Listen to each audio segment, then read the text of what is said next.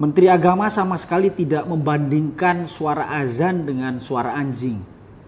Tapi Menteri Agama sedang mencontohkan tentang pentingnya pengaturan kebisingan pengeras suara.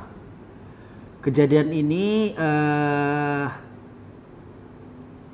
ketika diwawancara oleh wartawan tentang surat edaran nomor 05 tahun 2022 tentang pedoman penggunaan pengeras suara di masjid dan musola dalam kunjungan kerja di Pekanbaru. Kebetulan saya mendampingi beliau kemarin, dan Menteri Agama menjelaskan bahwa dalam hidup di masyarakat yang plural diperlukan toleransi, sehingga perlu pedoman bersama agar kehidupan harmoni tetap terawat dengan baik, termasuk tentang pengaturan kebisingan pengeras suara.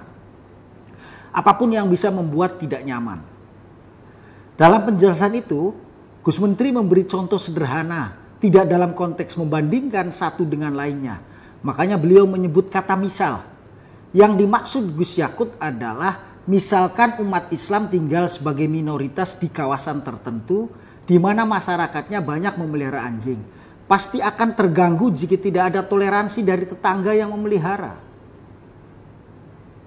Jadi Menteri Agama sedang mencontohkan suara yang terlalu keras, apalagi muncul secara bersamaan, justru bisa menimbulkan kebisingan dan dapat mengganggu masyarakat sekitar. Karena itu perlu ada pedoman penggunaan pengeras suara. Perlu ada toleransi agar keharmonisan dalam bermasyarakat dapat terjaga. Jadi dengan adanya pedoman penggunaan pengeras suara ini, umat Islam yang mayoritas justru menunjukkan toleransinya kepada yang lain, sehingga keharmonisan dalam bermasyarakat dapat terjaga.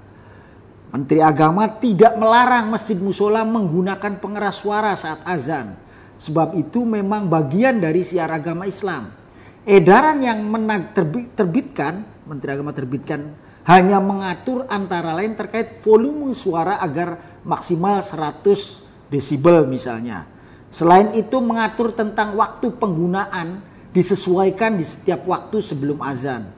Dan pedoman seperti ini sudah ada sejak tahun 1978 dalam bentuk instruksi Direktur Jenderal Bimbingan Masyarakat Islam.